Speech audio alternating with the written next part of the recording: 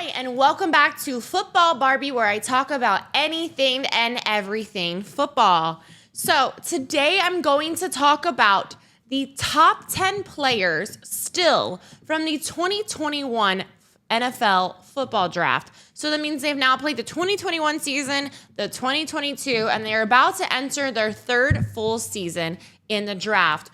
Do you have any idea who those top 10 people are?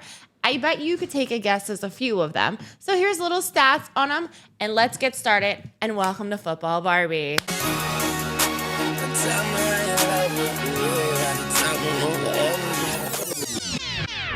Hold on, wait a minute. Y'all thought I was finished? So at number 10, we have Trevor Lawrence, the quarterback from the Jacksonville Jaguars. Now, he was drafted in round 1, number 1 overall from the Jacksonville Jaguars back in 2021. So after bringing in coach Doug Peterson last season, my previous coach from the Eagles, who we won the Super Bowl with, Lawrence blossomed into a star in 2022. His first year, he definitely did not do as good in this draft. I'm sorry, not in the draft, in the league. His first year, he had a lot of interceptions. He was still learning, still catching his footing. Last year, he doubled his touchdowns to get to 25 and cut his interceptions in half to get to 8 from his rookie season. So he took the Jacksonville Jaguars back to the top of the AFC South for the first time in a while, winning a home playoff game against the Chargers, and did well against the Chiefs the following week until they end up losing that second week to the Chiefs in the playoffs. So, number 9, one of my players on my Eagles team, Devontae Smith, Eagles wide receiver. He was drafted in first round at number 10 overall pick by the Philadelphia Eagles. In 2022, the team Philadelphia Eagles did extremely well. Clearly, we made it to the Super Bowl. I think, it was a little bit of luck, a lot of hard work, but Devontae Smith really did very well, having 95 receptions, 1,196 receiving yards, and 7 scores. He benefited from Jalen Hurts' development as a passer and the arrival of the starter wideout, A.J. Brown, which clearly is definitely probably one of my favorite people. I really want to get an A.J. Brown jersey, but I'm a little scared that he's going to somehow go somewhere, and then I'm going to have it, and then he's going to disappear at the team. I think he's definitely going to have another productive season this fall.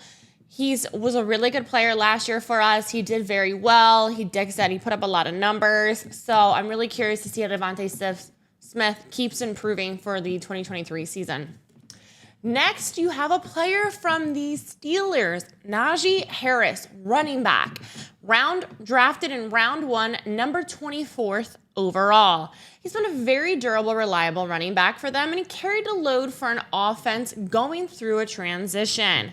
Since he entered the league, no other team scrimmage touches 40.8% than Harris. He leads the entire NFL in carries, 579, and touches 694 during that span.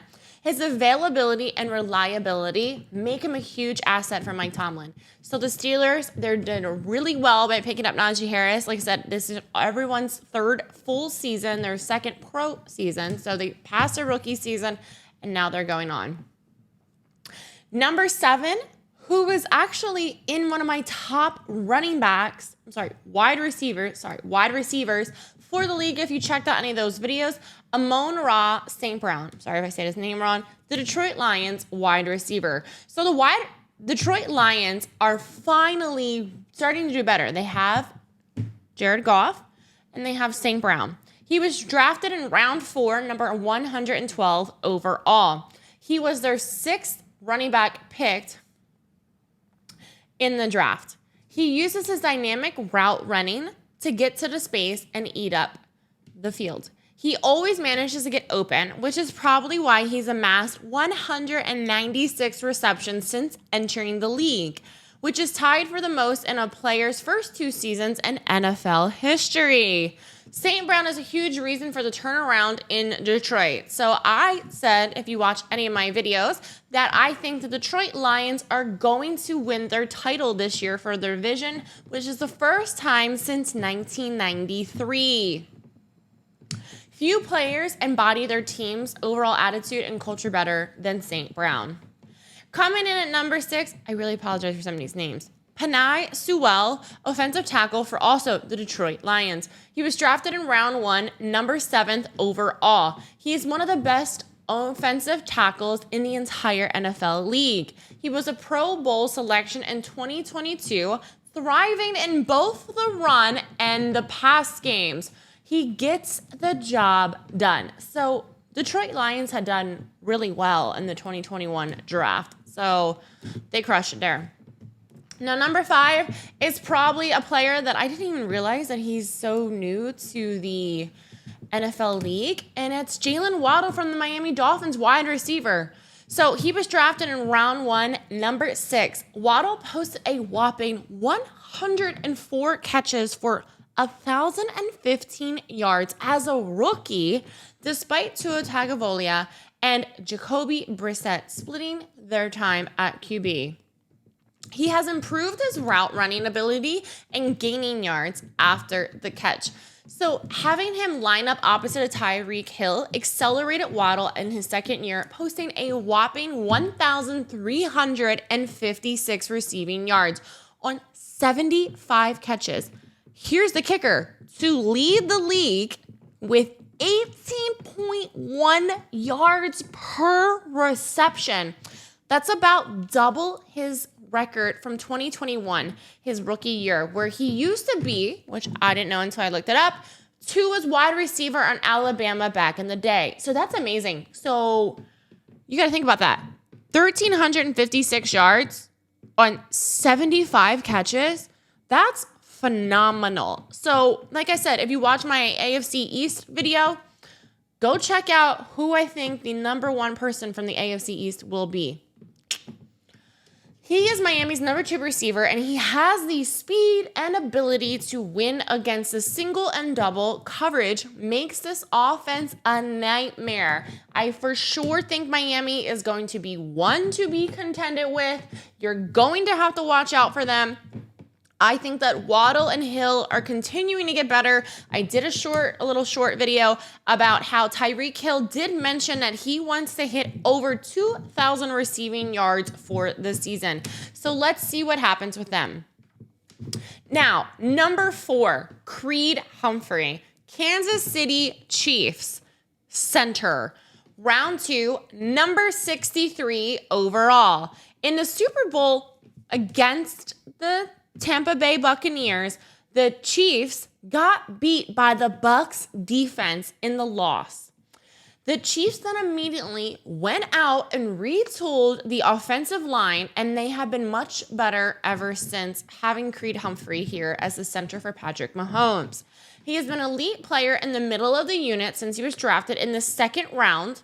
He was drafted round 2, number 63 overall, where he finished 3rd in the 2021 Offensive Rookie of the Year voting and earning his first Pro Bowl nod after an outstanding 2022 effort. So good for him. I didn't realize how much centers truly mattered for a team. Now, I know we have Jason Kelce, and obviously he's phenomenal for us, for the Eagles, but I didn't know Creed Humphrey was such a big deal, but good for him. Coming in at number 3, we have Patrick Surtain II, Denver Broncos cornerback.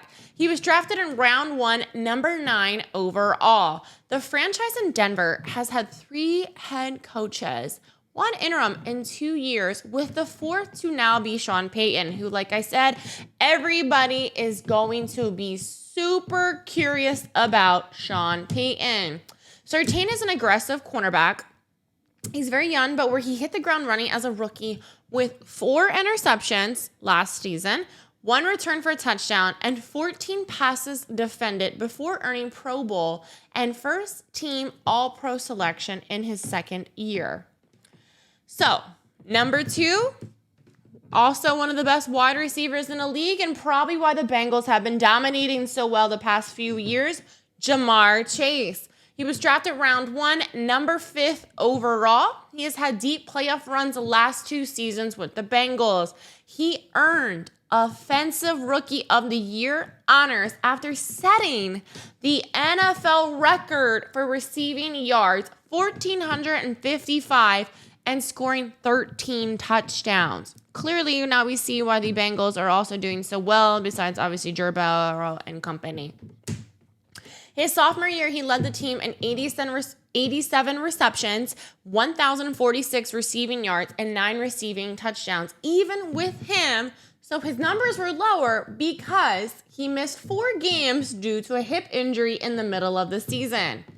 Chase has the ability to stretch down the field and win contested catches or go one-on-one against any defender. Should he make the 2-time Pro Bowler a regular contender for the league's top wide receiver? And then you have number 1. Unfortunately, it's not my team. Micah Parsons. Gotta give the man credit, though. He's a beast. Dallas Cowboys linebacker. He was drafted in round 1, number 12 overall. So he is one of the best defensive players in the league right now after 2 seasons. Parsons has changed the Cowboys defense with his exceptional versatility, as he's the only NFL player with at least 500 pass rush snaps, 500 run defense snaps, and 200 coverage snaps since 2021. Since Parsons has entered the league, he ranks in the top 6 league-wide in sacks, 26.5, quarterback hits coming in at 4th with 56, tackles for loss coming in at 4th as well with 33, and pressures 5th with 129. He ranks 48th in pass rush snaps since 2021 with 706. So clearly, the 2021 produced some amazing players. I'm very happy to see, at least somebody from the Eagles is on that list. I am thrilled about that. I hope Devontae Smith stays with us for a while. I thought he did really well. Micah Parsons, apparently I really do need to pay a little more attention to him. I didn't realize how good he was. But that's it, guys. Please like, subscribe, comment. I love you all. Thank you so much for everything. Ta-ta for now.